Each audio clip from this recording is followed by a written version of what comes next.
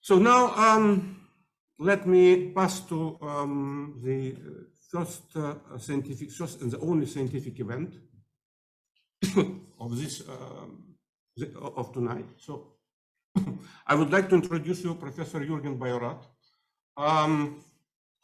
who is one of the actually main actor in modern chemoinformatics. Professor BAJORATH is he is a director of department. Frankly, I've forgotten what is the name of the department. As a fact, yeah, of life science informatics at the University of Bonn. Yes, actually, frankly I don't know in our field the person who published as many papers as Professor BAJORATH. So I promised to Jürgen, don't give some numbers, etc., information prize. I would just to say that among many different prizes, he was awarded by the main chemoinformatics award, Hermann Skolnick Award. This is the main achievement of any chemoinformaticians.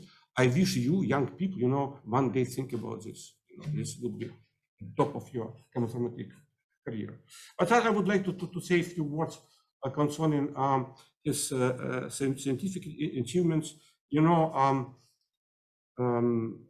We benefited several times lectures of Professor BAJORATH on the master program on chemoinformatics. He was several times invited professor at the University of Strasbourg, and still, Jürgen, I've stolen a few slides, for my lectures, and especially, there's some topics which he really invented. This is a dynamic mapping consensus position, special kinds of fingerprints which are particularly useful in 2D virtual screening, fast virtual screening.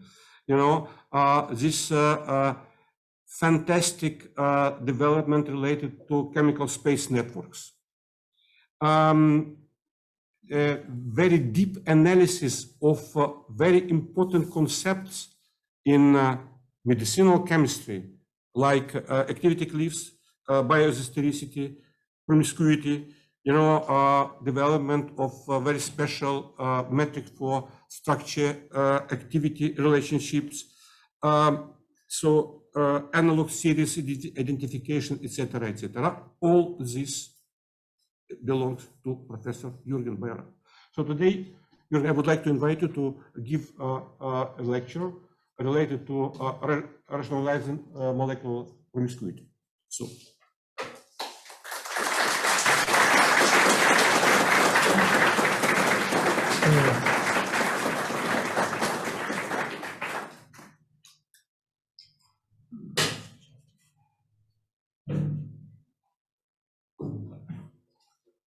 Ready?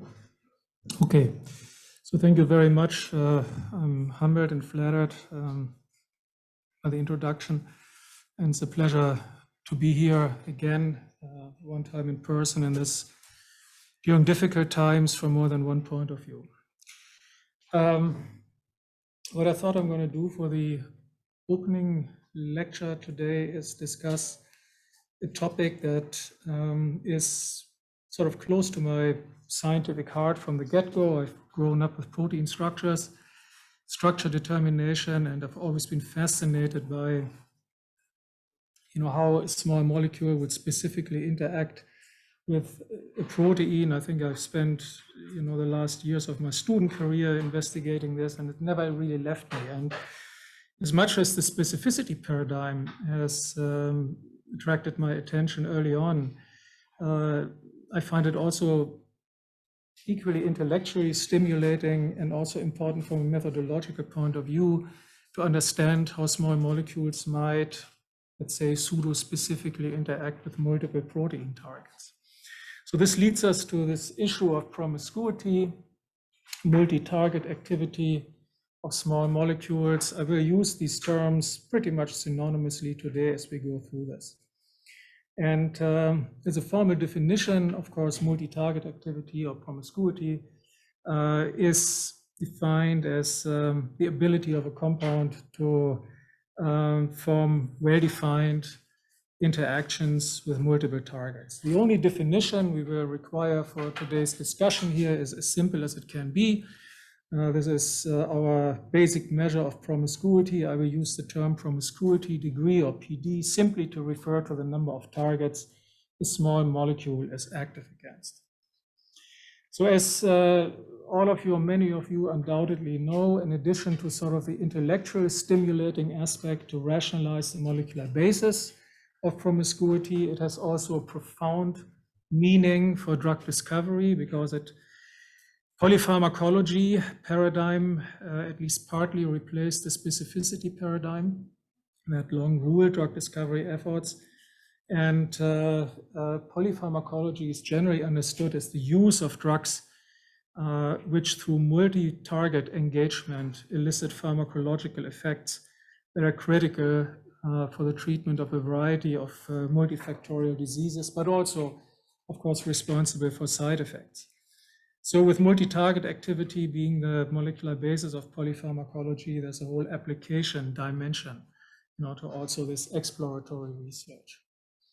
So for the type of promiscuity analysis we will go through today, at the get-go, we should be aware of some challenges that will accompany us through all these analyses.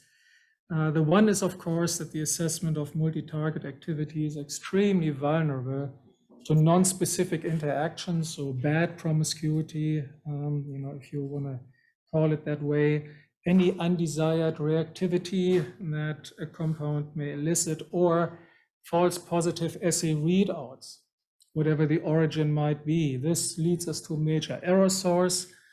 Now, false positives in activity determination, which can result from non-specific binders, aggregators, reactive compounds, and a variety of interference mechanisms that actually affect the assessment of activity. At the same time, we also have systematic error sources on the false negative side. Here, the issue of data incompleteness or data sparseness will affect any analysis inevitably that we do here.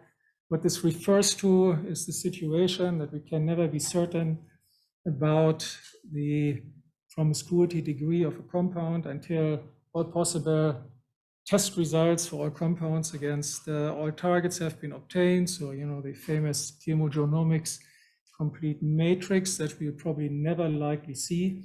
But so the issue of data incompleteness will always be a determinant in promiscuity analysis and in a systematic error source.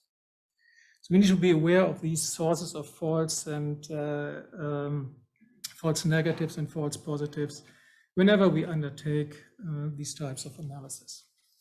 So the first access for me personally, looking at promiscuity, is essentially what I can see rather than can predict. So my dedication to structures and crystallographically defined details of protein-ligand interactions has been at the beginning of systematic promiscuity exploration. So I think in 2018, we carried out the first large-scale analysis of the PDB to specifically search for multi-target ligands in X-ray structures, well-refined X-ray structures that would form complexes with targets that were not closely related. And in our initial analysis, we identified about 700 of these compounds that were available in X-ray structures with targets from at least two different uniprot protein families, and about 10% of these ligands we found complexed with 255 unrelated proteins from different functional gene ontology classes. It's an example shown here of a drug that actually at the time of the analysis was available in 3 complexes, and you see pairwise superposition of the ligand and the different binding sites with different geometry, different shape, and so on and so forth here. In subsequent years, we then set out to study the binding modes of all of these ligands that we could find. Obviously, the numbers increased over the next few years a bit more in detail to understand if there are any patterns that would be characteristic of these compounds. And the results were in part surprising, in part puzzling. You know, we very often could observe that in virtually structurally distinct binding sites, the ligand would be able to adopt the same binding mode, the same binding conformation. That even you know, is true for ligands with a decent degree of flexibility, so not only very rigid compounds. And at the same time, we also found many instances where the same ligand then in other proteins would be able to adopt a different binding mode. So there is this, I call it sometimes anything goes pattern in structural biology. So you can have distinct binding modes of the same compound in different binding sites, or you can have the same binding mode. So it's sort of a whole spectrum of things, which as I said, just called so the anything goes thing here in structural promiscuity. What we definitely could not detect are sort of canonical binding patterns that would be shared among such compounds that then could still be exploited in structure-based design efforts, for example. And so we've been unable to find this. Of course, having gone through the, in part, painstaking exercise of doing this type of binding mode analysis, we had all these crystallographic ligands at hand, and then we could do something with them by expanding into, you know, compound activity space. And so we took these ligands and systematically searched in 2019 for analog series in Campbell in which these ligands would participate. And we algorithmically extracted 168 analog series in the first analysis, comprising about 4,800 compounds that contained 355 of our crystallographic multi-target compounds on the basis of high confidence activity data. I get back to that in a moment. And with these analog series, then of course we could get a step further and use one of our scaffold extraction algorithms to extract from these series 133, how we call them, analog series-based scaffolds that were actually annotated with targets from multiple families. And this is an example here of one of these scaffolds now where you have two PDB targets, and then in Campbell for additional targets, it's a kinase inhibitor with additional activities against other targets. And this compendium of ASB scaffolds has then made available, you know, as templates for polypharmacological compound design, which is actually quite fun to explore. The other thing we did essentially in parallel to this is try to understand what the currently available activity data would tell us about the promiscuity degrees of compounds. And this is, of course, the area where data incompleteness first hits us, because it is inconceivable that these compounds, many of these compounds have been tested against more than one target and so on and so forth. However, there is another side to it. At the time we did the analysis in the literature, a number of predictions appeared where estimates were made about compound promiscuity.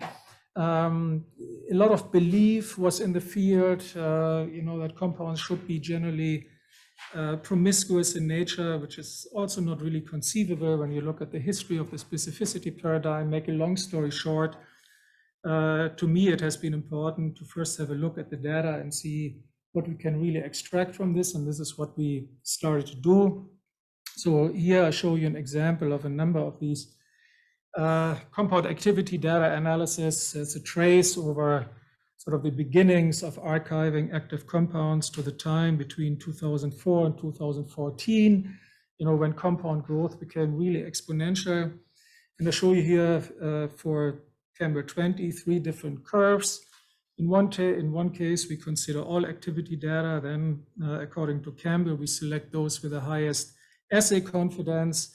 And then we take those with a number of criteria that we implement and also publish to come up with the highest data confidence. And what you can see here is that sort of the mean promiscuity degree of compounds that is detectable, was detectable at this time. This hasn't changed much to today's versions. It's not very high. So we go from a mean promiscuity degree for all data about 2.5 down to 1. So certainly, we could not claim on the basis of available activity data that there would be extensive promiscuity among reported compounds. Mapping approved drugs to Campbell changed the picture a little bit. Now here you can see that the mean promiscuity degrees notably change for drugs. And of course, one plausible possibility for this observation is that drugs on their way to becoming what they ultimately are get a lot more extensively tested, than average active compounds, and this is of course certainly true. However, closer look at some of these examples then shows us one first important take-home message here deducted from this large-scale data analysis. This is a imatinib that I use as a representative example, one of an abundance of examples that we have detected to illustrate how one can maybe get trapped in wrong assessments depending on the data one considers, for this type of assessment. Now, when we look at all data that are reported for imatinib becoming the first ever approved kinase inhibitor for cancer treatment, we come up with a number of 690 different target annotations, which is of course science fiction. I mean, something like this couldn't happen. If we take highest assay confidence criteria as proposed by Campbell, we're not reducing all that much. We are still at a level of targets where the polypharmacology of imatinib is simply incomprehensible. If you think about the number 512 kinases in the human kinome, so I mean this would be almost impossible. With all high confidence data, we get to a more reasonable number, 27 kinase targets in this particular case that could be confirmed on high confidence activity data. Imatinib by now is annotated with a few more, but certainly not anything like what we see here. So data confidence criteria are critically important for the type of analysis that we are discussing. So having looked at this kinase inhibitors, one of the first compounds becoming a polypharmacological drug, we can also have a look more globally at kinase inhibitors. More than 90% of all inhibitors that are currently available in databases are type 1 inhibitors, kinase inhibitors, which means that they bind, is illustrated here, to the ATP site, cofactor binding site in the kinase, and that is largely conserved across the human kinome. So these ATP site-directed kinase inhibitors are a compound class that are expected to be particularly promiscuous. And in 2019, we tried to collect all possible kinase inhibitors by merging activity data from different sources, and this was another painstaking effort where a lot of gratitude goes to the PhD students who undertook this effort at this time. I'm happy I didn't have to do it. And we collected fewer more than 112,000 inhibitors with activity against 426 kinases, just about 80% of the kinome coverage. At sort of a minimal potency threshold. Going through promiscuity analysis, more surprisingly, now you get essentially a very similar picture to what we have looked at before. More than half of these inhibitors are currently annotated, and that continues to be true today with only a single kinase. About a third with small numbers of kinases, and then there are 4 or 5% of these inhibitors that are known and experimentally confirmed to be active against large numbers of kinases. Among those are pan-kinome inhibitors with activity against hundreds of kinases, and I will show you another example later on. So we have here then in these types of analysis made another observation that was puzzling at first glance. And this is the frequency with which we discovered what we termed promiscuity cliffs. So promiscuity cliff, an analogy to an activity cliff, is defined as a pair of structural analogs, can be easily computed as a matched molecular pair with a large difference in multi-target activity or promiscuity.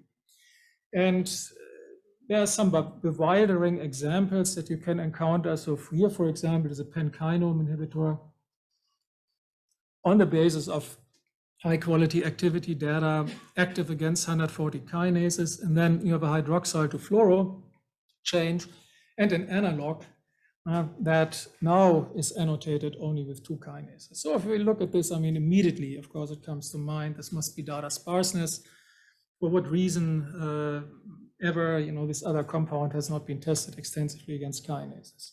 The catch with this is only in our kinase inhibitor data set, we find nearly 16,000 of these cliff instances with very different types of inhibitors. And so this raises eyebrows. And this really suggests to look at these puzzles, these puzzling structure-activity relationships in a little bit greater detail.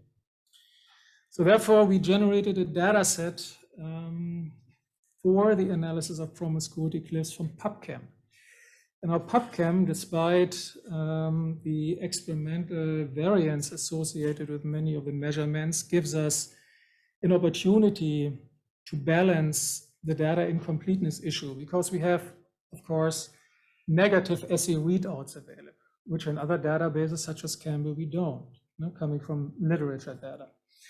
So now we can analyze these things by taking background information, negative data into consideration.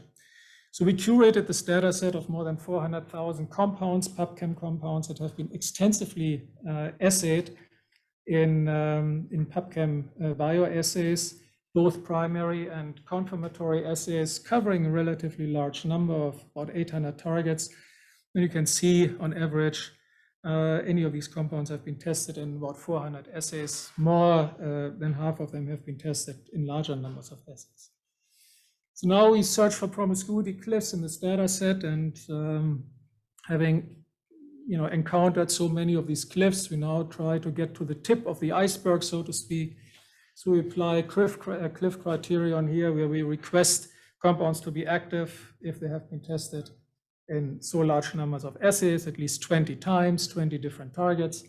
And we would like to get at least one analog here that has only been annotated as being completely inactive or with a maximum of 4 target annotations. So if we go through this exercise, we find, as I will show you, a large number of these cliff instances in PubChem, and we can display them in network representations, where nodes are our compounds, and then edges indicate the formation of these pairwise cliffs. And some of these networks reveal interesting pathways, where you can sort of look at analog relationships in a pairwise comparison, and then go through multiple changes here that relate compounds in a pairwise manner, and get sort of an idea about a structural pathway along which puzzling promiscuity values are distributed. I show you here another exemplary puzzling pathways, where you have analogs that are either annotated with more than 20 targets, or they annotated with one, or in this case here, with compounds that have been tested in 400 assays and have never been found to be active.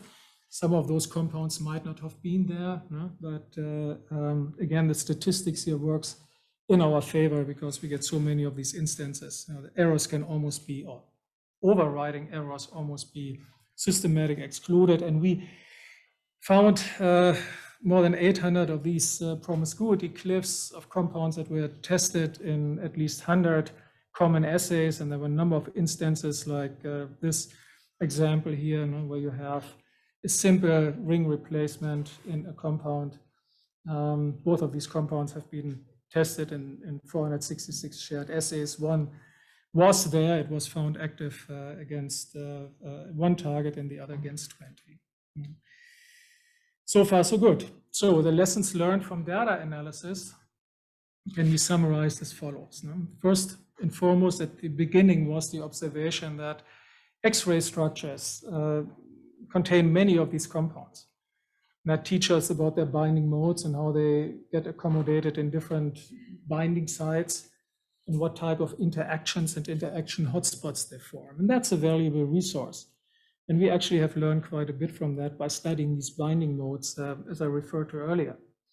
And then the systematic activity data analysis, maybe not so unexpected, yielded generally lower promiscuity estimates for active compounds than expectations that were raised in the field, and a number of predictions were reported. So for these things, the data in the database was simply not there, taking into consideration that data confidence criteria obviously play a very important role. On the other hand, large differences in multi-target activity between structural analogs were also very frequently detected. So we have observations here from data analysis that clearly, in our attempts to rationalize multi-target activity of small molecules, raise a few key questions. And the one question, as I already mentioned at the get-go, it always accompanies the analysis, but in light of these observations becomes very topical, is if these generally low degrees of promiscuity, differences in promiscuity between closely related analogs, if they really can be entirely attributed to data incompleteness. Statistic would argue against it. However, the formal possibility remains. And then on the other hand, the question that from a medicinal chemistry perspective most people are interested in is, are there structural features that distinguish compounds with single target activity from compounds with multi-target activity? And if so, what are these structural features? Can we not only explore them, but maybe also exploit them for compound design? So answering these questions then bridges between data analysis and machine learning. And the part of machine learning that we term or have termed in the literature more diagnostic machine learning, because it's only used for hypothesis testing. And this is a good example here for how we can test hypotheses on the basis of machine learning calculations. So the questions just raised can actually be translated into two clear-cut hypotheses. If there are any structural features that systematically distinguish compounds with multi and single target activity, then a decent machine learning approach should be able to recognize these patterns and yield predictions that are meaningful. On the other hand, if these relationships are entirely dictated by data incompleteness, promiscuity conferring structural patterns could not possibly exist. And machine learning models could not possibly recognize them, and such predictions would ultimately need to fail. So in order to do this quote-unquote diagnostic machine learning exercise here, we collected data sets for a more local analysis, focusing on the promiscuity cliffs that we identified, and a more global analysis navigating into entire compound activity space. So the starting point was now to derive training and test sets from promiscuity cliffs. Now you have, for machine learning, a scenario where you have structurally closely related compounds that have very different degrees of promiscuity. So this is supposed to be a challenge for the methodologies because you have analog relationships distinguishing these compounds. And we collected data sets from our PubChem exercise, but also for the kinase inhibitors that we curated, and then complemented this with randomly selected active compounds, multi-single target activity from these data sets. At the get-go, we applied representative machine learning methods covering the entire spectrum up to graph convolutional networks with learned representations, including some deep neural networks on training sets on the order of hundreds of compounds, so not very large training sets, 80% training data here, multiple trials, the whole 9 yards. As a control, luckily, we from the beginning ran nearest neighbor analysis, very simple nearest neighbor analysis when you do this. And for each test compounds that you have in test set, you identify the most similar training compound that you have available, and you simply assign the class label of the training compound to the test compound. So this would, for example, be an easy game for structural analogs. So this nearest neighbor control that you undoubtedly are familiar with, we included in this from the beginning. Here is a summary of the results. We look at screening compounds and the different methods that we tried here at the kinase inhibitors, and on the basis of the summary here, a couple of very clear trends concerning the accuracy of the compound classifications that we observed. Different machine learning models, different methods, different complexity here produced pretty similar results. The models were predictive, albeit with moderate accuracy. As expected, the models for structural analogs extracted from promiscuity cliffs yielded lower prediction accuracy than the randomly selected compounds because the underlying structure-activity relationships are more challenging. But then also, interestingly, our simple nearest neighbor control approached the performance of these algorithms. So these results were encouraging enough to launch the next global analysis. Now we curated very large data sets from Campbell, as shown here, more than 57,000 multi-target compounds and about 154,000 corresponding single-target compounds. And we went to PubChem again, and now recollected all the assay results for multi-target compounds, assigned corresponding single-target compounds, and now for each of these target combinations, we could ensure with these sets data completeness. So we knew that any single-target compounds that was assigned to multi-target compounds, a compound active against X target was also tested against these X targets. So at this level, we could compare results in the virtual absence of data completeness by definition, and also in a system where data completeness for each individual tested combination could be ensured.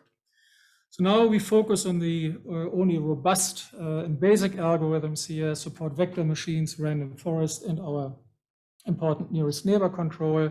In this case, larger data sets, 50% training data, ensured balanced training sets here, and also the same target distribution and the usual standard setup.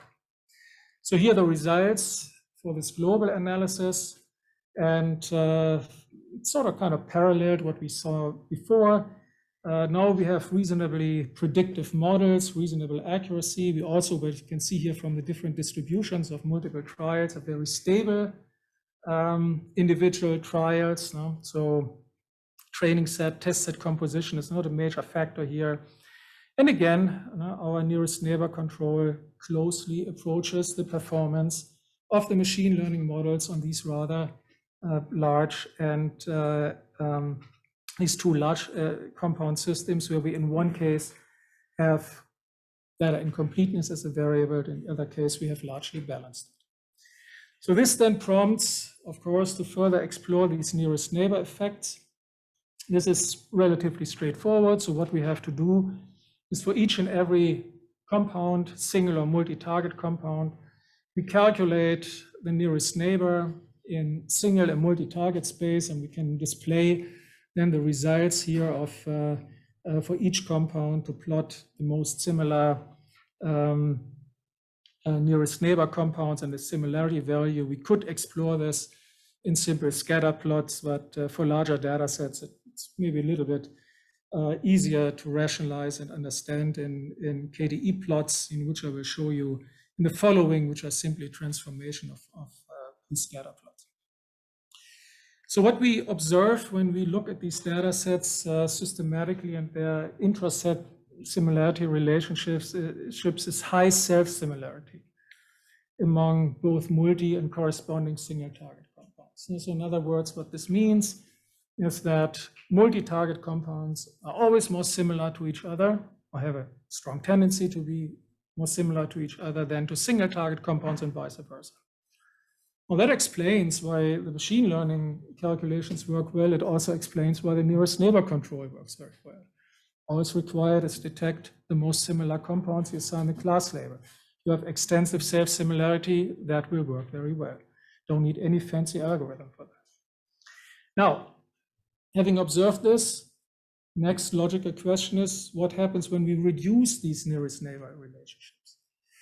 And that can be done in different ways. The different algorithmic approaches to do this sort of compound selection. We have used an in-house implementation to remove 50% of all immediate nearest neighbor relationships through a sampling procedure combined with similarity calculations.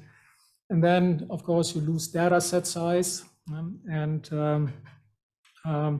In order to control for that, we also do reference calculations here with data sets where simply MT and ST compounds, 50% of them have been randomly removed. We retrain the models. Then, here I show you what happens actually when we do this. You see random data removal doesn't change this much.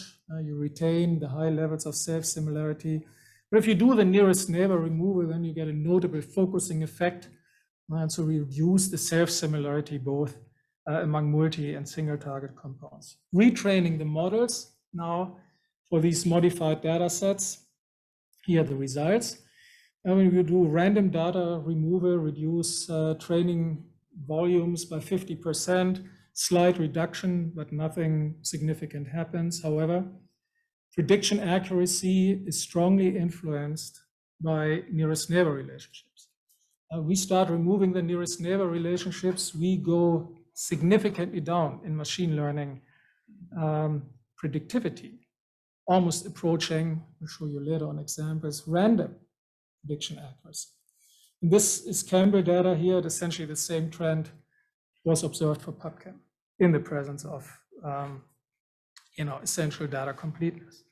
So these nearest neighbor relationships play an important role in distinguishing multi and single target compounds. But we still did not understand why this could possibly be the case and what the reason for this is. An expectation that one could formulate would be that, of course, self-similarity must correlate with the presence of structural analogs, and that then should correlate with the appearance of analog series in the data. So we used one of our algorithms for the systematic extraction of analog series compound sources, and then did this for our data sets of multi-target and single-target compounds, and the results are shown here for the Campbell data and Venn diagrams you're familiar with.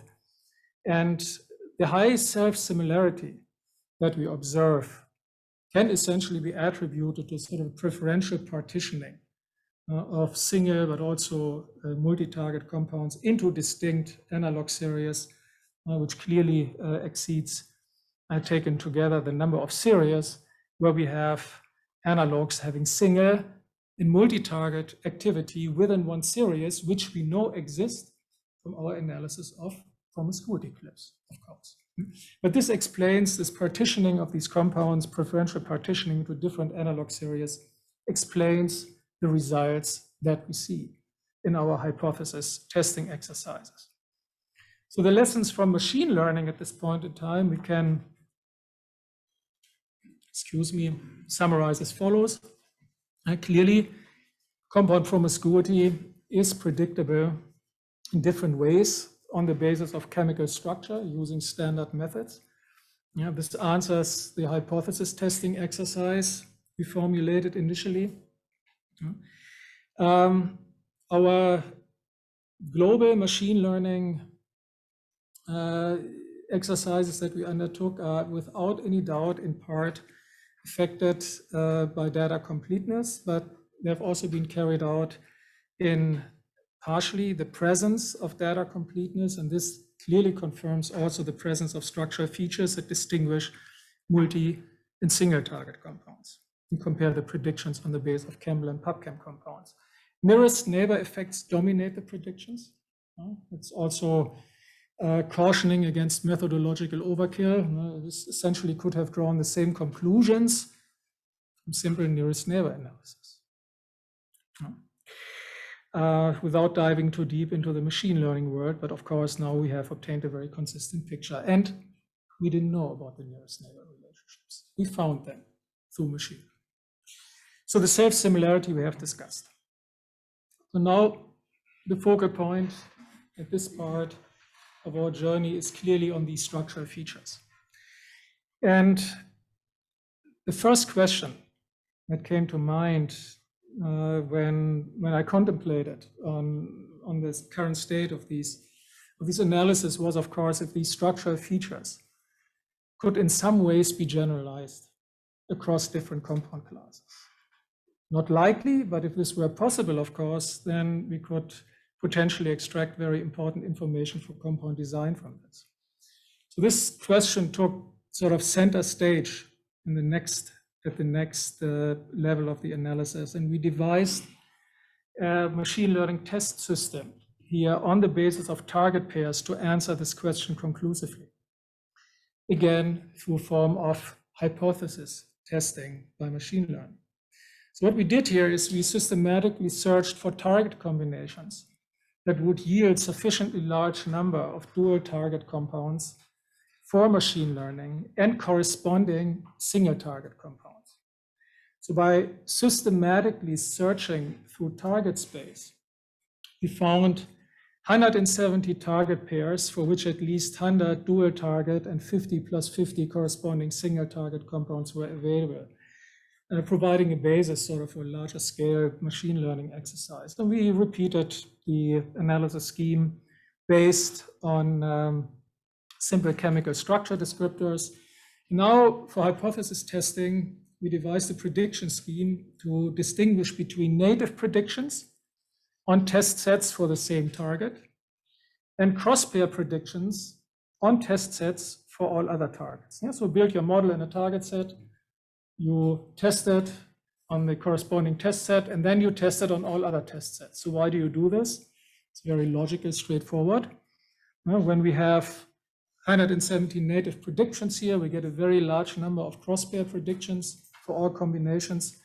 You can build these models automatically, no problem with that. It's doable, especially for limited training data and standard machine learning methods. And then the relationship between native and cross-pair predictions for hypothesis testing is pretty clear.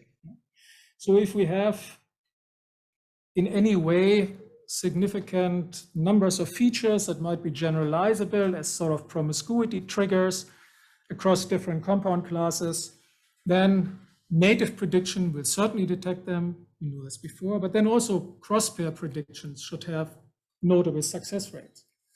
On the other hand, if these features conferring or being associated with multi-target activity should depend on compound activity classes and the target combinations they represent, then our native calculations should further succeed, but cross-pair prediction should become virtually impossible. If we have no generalizable features, cross-pair predictions could not possibly succeed. So here are the results here on the basis of different performance measures you're probably familiar with. So I'm not going to explain this further, but you see here a common trend. These systematic native predictions we achieve here with our standard methods, including our nearest neighbor control, consistently high accuracy. And by contrast, if we do the cross-pair prediction, then the whole business essentially goes south.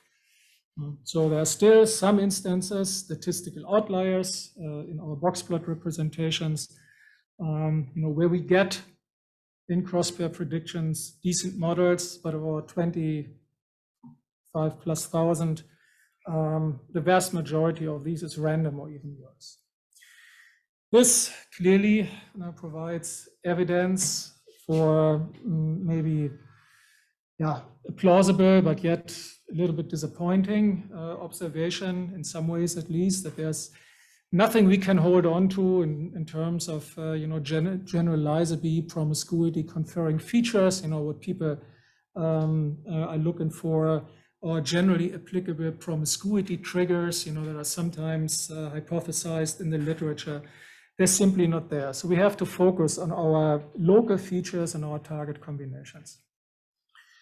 So now we are going to stage 3 of the analysis. Now we are going from our more hypothesis testing, machine learning into explainable machine learning, because now we want to know what type of features drive these predictions and might be associated, if not responsible, for multi-target activity. So now we need explainable machine learning methods, and we employ here a concept, Shapley values, that in the 1950s was originally developed in game theory, and it was devised to assign sort of the relative reward to players in a collaborative team setting. And this has become, in the machine learning field, popular over the past few years as a model agnostic, model independent approach for explaining machine learning predictions. And the calculation of Shapley values is essentially combinatorial in nature. It depends on the ordering of features or players in a team. And therefore, for machine learning, an intelligent local approximation of this methodology was devised a couple of years ago. And this is termed Shapley additive explanations, or SHAP. And this has recently also been adapted for compound activity prediction. So the basic idea underlying SHAP is that in a high dimensional feature space, which we typically have, of course, in machine learning, you build local approximation models based on kernel functions in the feature vicinity of a test instance and then approximate this. The group who is responsible for the development of the SHAP approach has also recently published a very intelligent algorithm to calculate, on the basis of a local feature approximation, exact Shapley values for methods that rely on decision trees. So if you have any interest in this, this is a paper I strongly recommend to read. It's very instructive. And so what this means is that we can calculate exact values for any type of methodologies that employ decision trees, such as random forest or balanced random forest. And then what this concept allows us to do is to assign an importance value for an individual compound activity prediction, single target, multi-target, or active, inactive, to each and every feature, structural feature that we use to train the model. And maybe for explainable machine learning, most important feature, prominent feature of the Shapley value concept and its SHAP adaptation is that we can not only quantify the contributions of features that are present in test instances and compounds, but we can also quantify the contributions of features that are absent. And that makes it a very informative approach for rationalizing machine learning calculations. This type of analysis is first and foremost instance-based, but we can, of course, transform it into global feature importance measures for any test sets by summing up over individual predictions. And this is a typical plot that is used to illustrate the contributions to a particular prediction. So this is the contribution, correct prediction of a multi-target compound. And you can see here that features that are present in the compound make a number of cumulative contributions here that end up to the probability of the prediction of 98%. And then there are only minor influences of features that are absent. or features that are actually present and make a negative contributions. This would be these ones. And so what we can do now is we can go into our target pair space, and then we can select the predictive models for individual target pairs, and then look at what determines their predictions. And when we identify the features that determine predictions, then we all, of course, can go a step further and can make the whole business chemically intuitive by mapping them back onto the compounds that were predicted. And with the structural mapping, we then again bridge another important part here, and this is between what determines machine learning predictions, and what may this mean in chemical terms. So we recalculated here the whole space with balanced random forest models in order to be able to apply the SHAP algorithm for these calculations that was published while we were busy with these types of analysis. Then we sorted out the pairs and we selected everything that had more than 80% prediction accuracy. Robust predictions, of course, favor explainable exercise, or the exercise of explaining predictions. And I show you representative results here for a couple of target pairs. So we look at two target pairs that have one target in common, and this is widely known drug target AOB. And then it's once paired with the adenosine A2A receptor and the other one with an acetylcholine esterase. So these are pairs overlapping target, but in pairs with distinct other targets. Now we do the predictions, we do the cumulative SHAP analysis, and this is what we find here. And this is representative for most of the positive predictions that we inspected. So for correctly classified dual target compounds and single target compounds, we sum up over all their contributions. And now we display here the value distributions, the resulting distributions in box plots for the features that are present in compounds and for the features that are absent. So what you can see here almost at a first glance is that for the correct prediction of dual target compounds, features that are present in these compounds are decisive, whereas features that are absent in these compounds make only very small contributions or none at all. And by contrast, the features that are present in these dual target compounds also determine the predictions of the single target compounds, but due to their absence. So we find the same feature sets here that make major contributions to the correct prediction of corresponding single target compounds due to their absence, while their presence determines the correct prediction of dual target compounds. Now this is a chemically intuitive, but at the level before doing the analysis, certainly not anticipated result, because that means while our promiscuity conferring features, as we have learned before, now depend on target combinations, they're present in dual target compounds, but they're absent in corresponding single target compounds. And this is a chemically intuitive, provides at least one chemically intuitive explanations for these predictions. In order to map these features and try to understand what this might really mean in chemical terms, we need to extract them from the large numbers of features.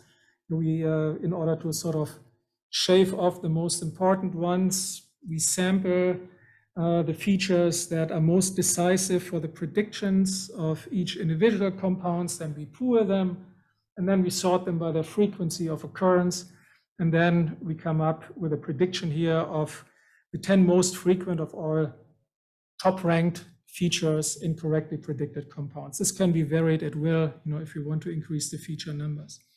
But this is the mapping here for our two target pairs. And so we map the features that are present in our dual target compounds. Of course, the features that are absent, we cannot map. No? And so for target pair number 1 here, we identify as a canonical feature a caffeine substructure that is done, as I will show you, most compounds that are correctly predicted here as dual target compounds but absent in corresponding single target compounds. So the prioritized features by our explanatory analysis here form a coherent substructure, and that's the caffeine. It's also not conceivable that they have to form a coherent substructure, but the fact that they do, of course, suggests that this can be further interpreted in chemical terms. So second pair here, a very similar observation is made in this particular case. A signature of the dual target compounds is a coumarine substructure. It's also a very widely used building block in medicinal chemistry. Quite hydrophobic feature, not necessarily desired, but in this particular case, a signature of these particular dual target compounds on the basis of atom-based feature mapping. So if we want to understand the contributions again, one more time at the level of SHAP, I'll show you a summary here. So what all of these correct predictions have in common is that the features that are present forming the caffeine essentially determine the prediction. Other features make varying small magnitude contributions and essentially cancel out. And features that are absent in dual target compounds also cancel out as a net effect. This is the common canonical theme that we observe in these predictions. And for the single target compounds, this is essentially the opposite. We then searched for a number of target pairs, including these ones, for the signature features that were identified, and indeed in different series of derivatives that were tested in a number of publications. The observations had been made before that caffeine derivatives and coumarine derivatives had in independent studies activity against the individual targets forming a pair. So we can consider these as experimentally supported or experimentally confirmed. As the last exercise, then of course, the question again came, okay, if we see this across diverse targets in a rather diverse target space, what happens when we go back to closely related targets? And where the whole business should become a lot more complicated again and challenging. So we revisit our kinase inhibitors, ATP site-directed kinase inhibitors. In this particular case, we change the analysis scheme just a little bit. We now define triple kinase inhibitors by systematically going through kinome inhibitor space and corresponding single kinase compounds. Again, use the VRF classifier here, now have larger set, can use 75% of the training data and go through the same exercise again. What this meant practically is to collect all possible qualifying kinase inhibitor with sufficient data quality, in this case from Camel 29, but again, more than 80% kinome coverage, 7 kinases more than in our original analysis, although several years went by, number of compounds were a lot higher. But as we have seen before, even nowadays, there's only a small fraction of kinase inhibitors available that are annotated against 3 or more targets. So we had to go literally through about 20 million possible triplets and their corresponding compound composition to ultimately identify 57 qualifying kinase targets where we had at least 50 triple kinase inhibitors. And then we had to scale down here at least 17 corresponding 3 times 17 corresponding single kinase inhibitors. So here select 2 targets from a large number. We have analyzed 2 triplets of kinases that belong to the same family. So they're very closely related. And here the prediction results, now surprisingly, here the accuracy is almost perfect, although in principle, the challenge should increase. The compounds are easier to distinguish, as we have seen this before. And the reason again is, as we have also reconfirmed, this preferential partitioning into different analog series, which in the kinase inhibitor cases is very pronounced. But on the basis of the high prediction accuracy, we could do very conveniently and in a meaningful way our cumulative SHAP analysis again, and we essentially observe the same picture as before. So what we have observed across target space is also true here for our closely related kinases. So we get a high prediction accuracy due to the presence of features in multi-target compounds that are absent in the corresponding single target compounds. Go through the mapping exercises for the 3 triplets. Now we show here again the top ranked features on the basis of atom-based feature mapping. This is, the plots we have looked at before, but then also heat map representations of all features that could be mapped to the compounds. And so you get an idea about the correspondence of these.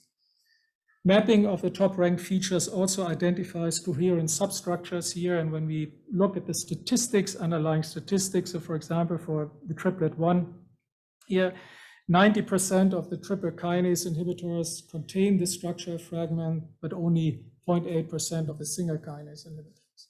Again, explains, of course, immediately the high prediction accuracy. We go to triplet 2, we see this is smaller.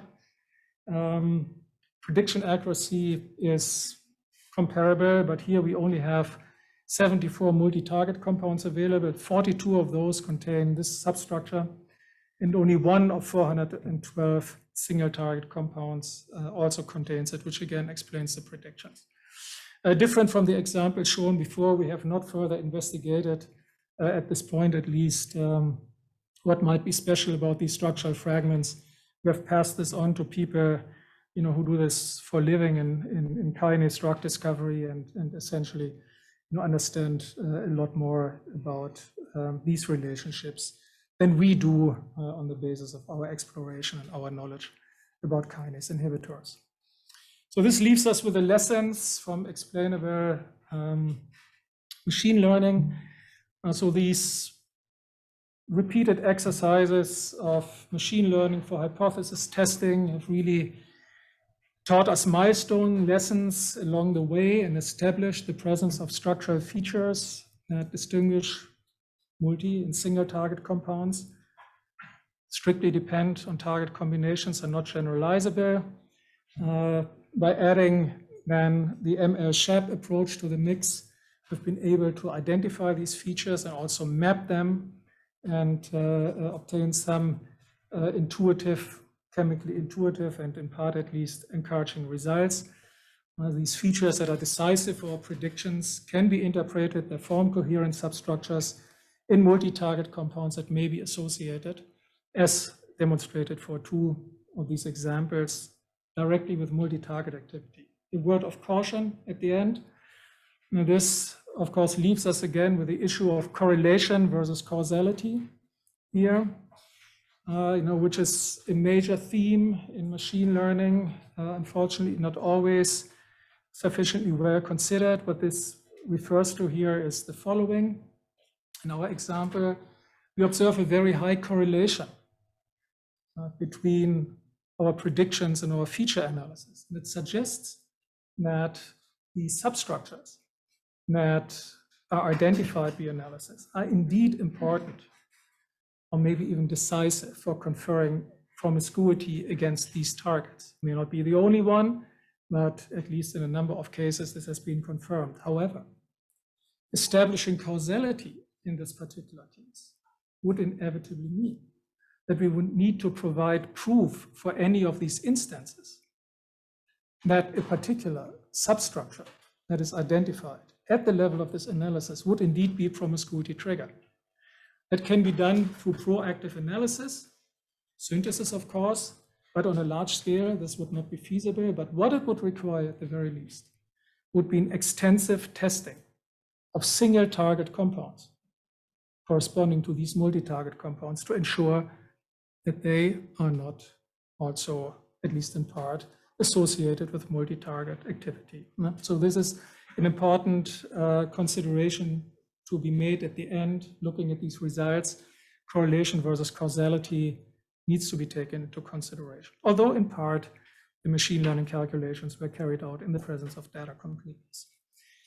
As a last general comment, beyond our promiscuity analysis, what is nice about these explainable ML approaches, such as ML-SHAP, that sort of we cultivate, but also many other developments in this field, is that if there are structural characteristics that determine specific chemical properties of compound classes, whatever these properties might be, these type of approaches are very likely to reveal them. And this is, of course, good news at the end of the day for compound design and medicinal chemistry. So I anticipate that these kinds of studies in years to come will sort of narrow the gap between machine learning exercises and medicinal chemistry applications further. So with this, I'm at the end and would like to acknowledge my current and former group members here. All were PhD students. So everything I showed you today, one way or another, resulted from PhD student projects, doctoral projects. Number of important contributions have been made to these projects from very different points of view. The explanatory approach was a part of Raquel's work initially, and then the results that I showed you on the systematic analysis of the target pairs as a part of Christian's work, who's just about to finish and submit his thesis. So with this, I'm at the end, and thank you very much for having me present today and for your attention.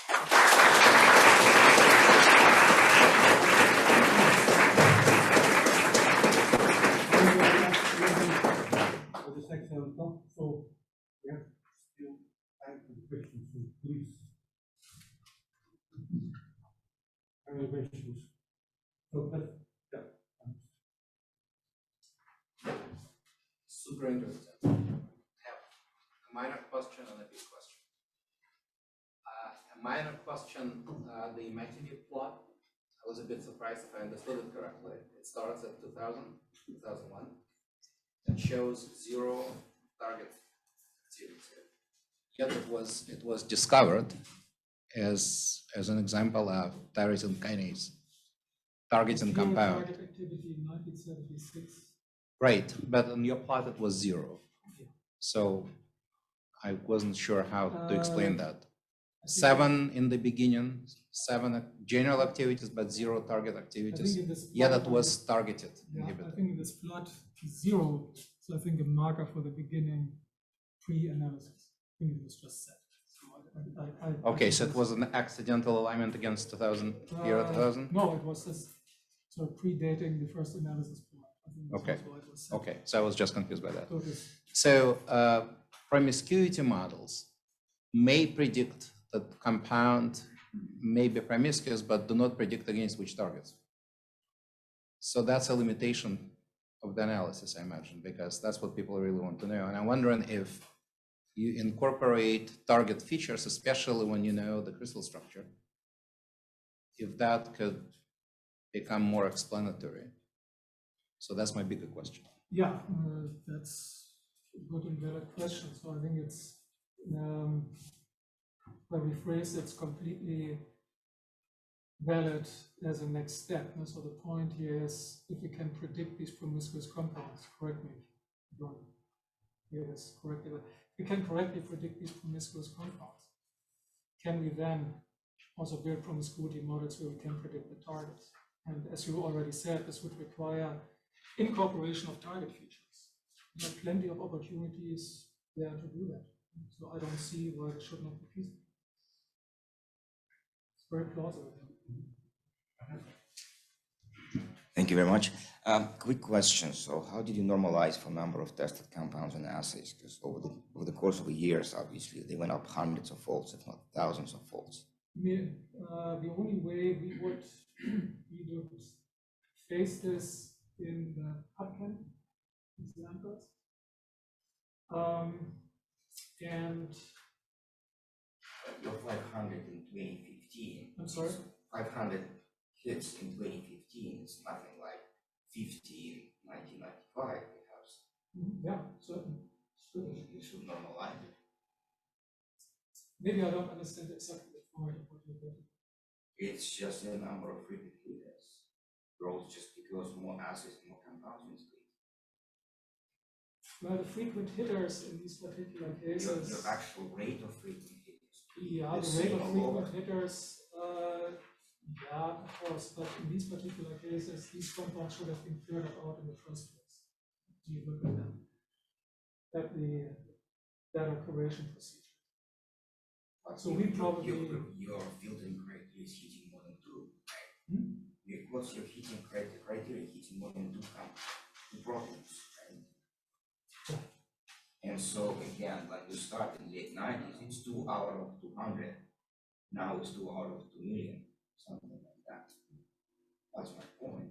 Yeah, but I'm not sure if it's, maybe I don't understand you correctly, but I'm not sure if it's relevant for the analysis, because the frequent hitters or compounds that are vulnerable to the analysis, we are rigorously filtered out at any point in time. For instance, that it hits more than certain percentile of the proteins. That's my point. If you take any statistical analysis and the statistical base is growing, so your thresholds will be moving. Which threshold? More than 2 proteins, more than 2 targets. Well, when you look at the results of the analysis, and one of the hallmarks, they are not sure about one of the hallmarks is that despite the data growth, and this actually continues to be true, the promiscuity degrees don't change that much. So they even stay constant. Well, that's exactly what I expect. So it's just not absolute number, really. It's just the way which probably is the same. Yeah, that's what I would expect. Yeah.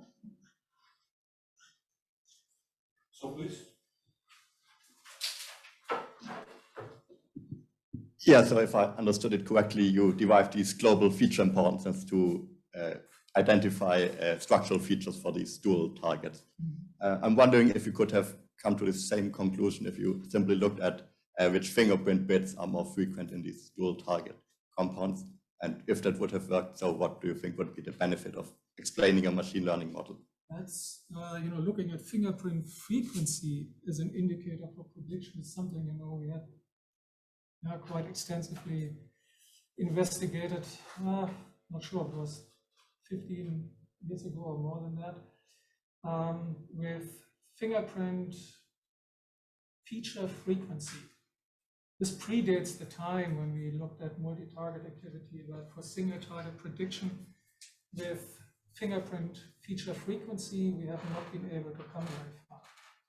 I think we have published a couple of analyses on this, but for the representations we looked at, including the ones that we ourselves designed, this very plausible idea of looking at the frequency with which features are set, and then normalize this across different predictions. Now, this had, in our experience, at least pretty limited predictivity at the end of the day. So at some point in time, I think we abandoned it. So, but the approach is certainly plausible. But yeah, that's great. That machine learning gives a benefit. If you have feature sets, of course, not predefined fingerprints, canonical ones. If you have feature sets which are set in a molecule-specific way, and this exercise is also becoming a little bit more difficult, of course. Because we have different frequencies for compound predictions and so on and so forth. So bottom line is, we didn't pursue it further. So, but I agree, it's yeah, thank you very much.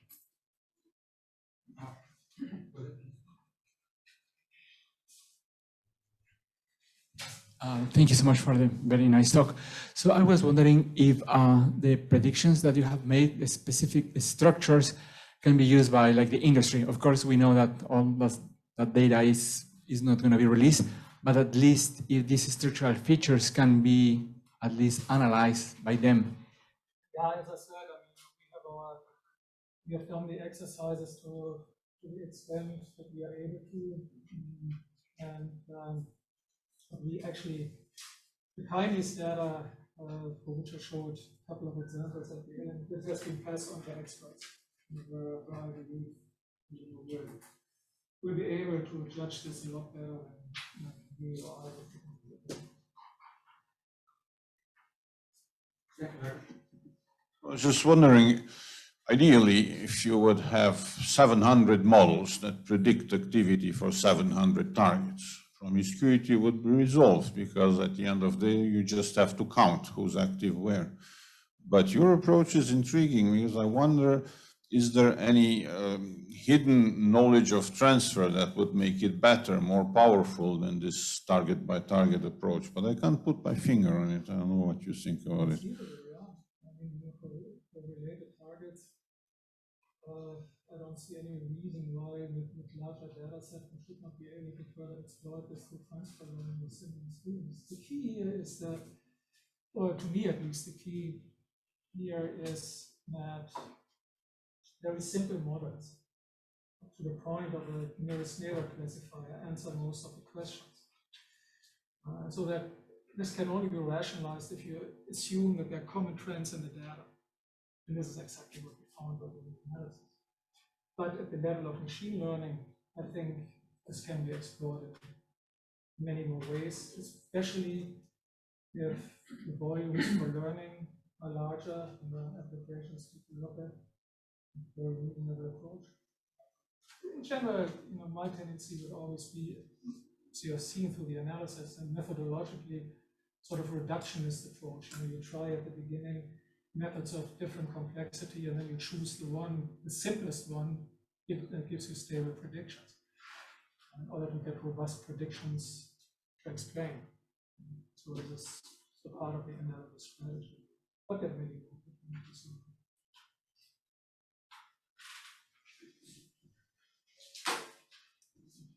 So thanks, Jürgen, for the talk. So I was just wondering, so you basically looked for fragments which give you an identifier for promiscuity or multi-target.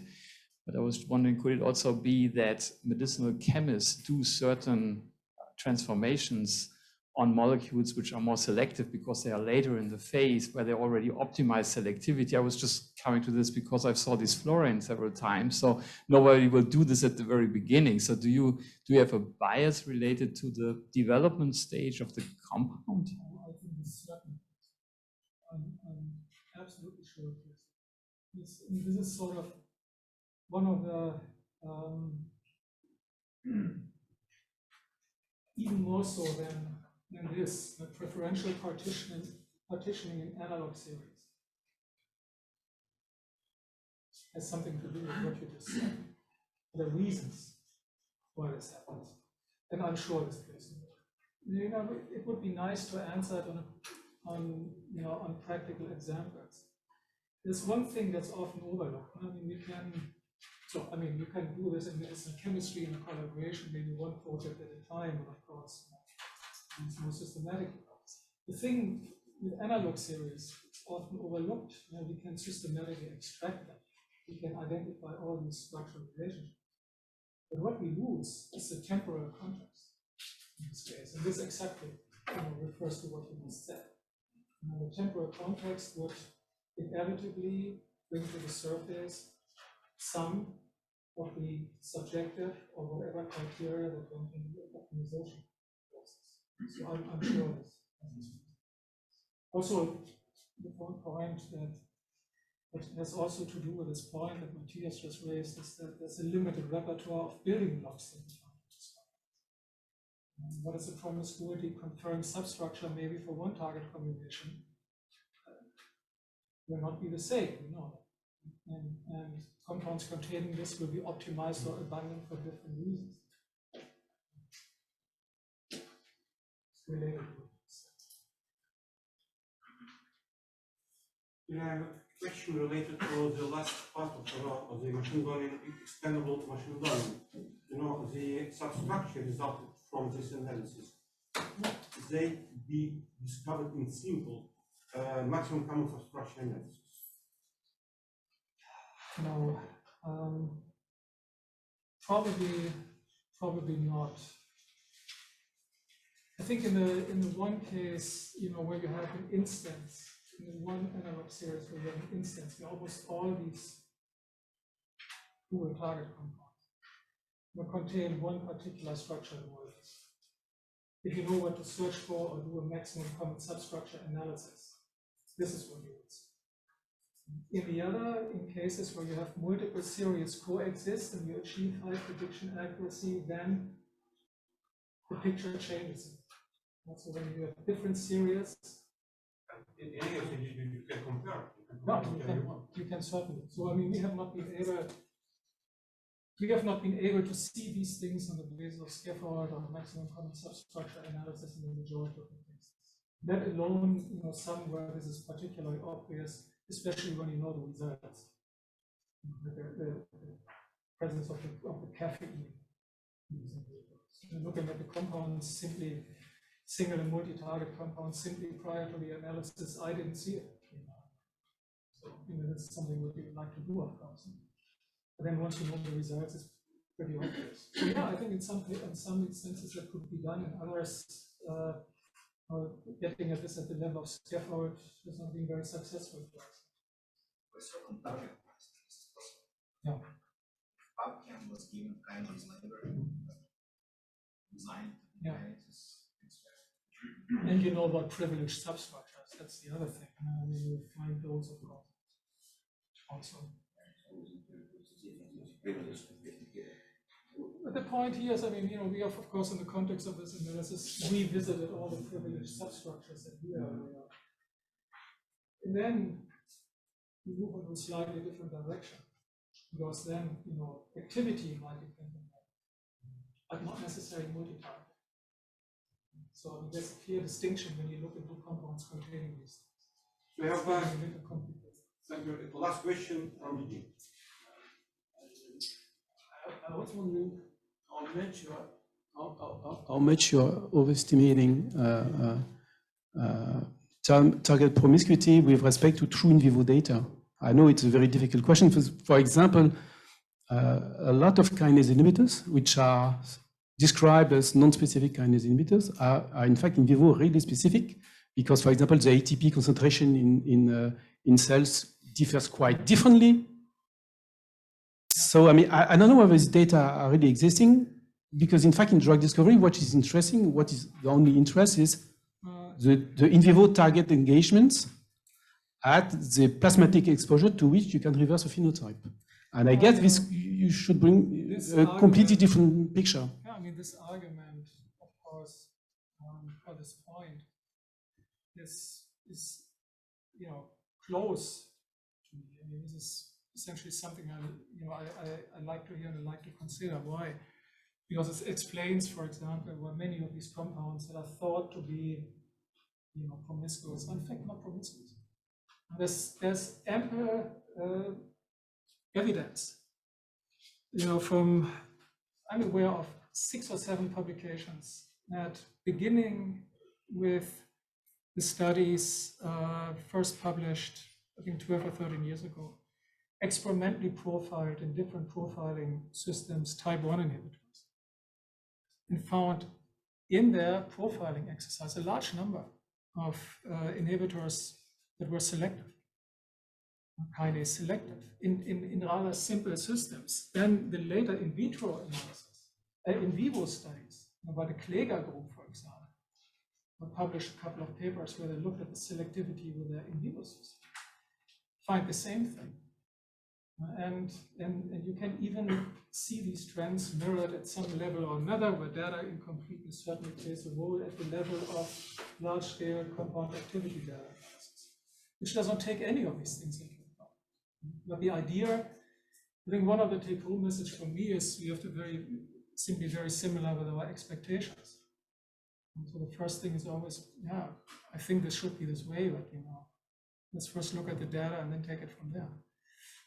And so, yeah, I think it's certainly very, very important. And none of these considerations go in any of these analyses. Okay, thank you again to you again. Thank you.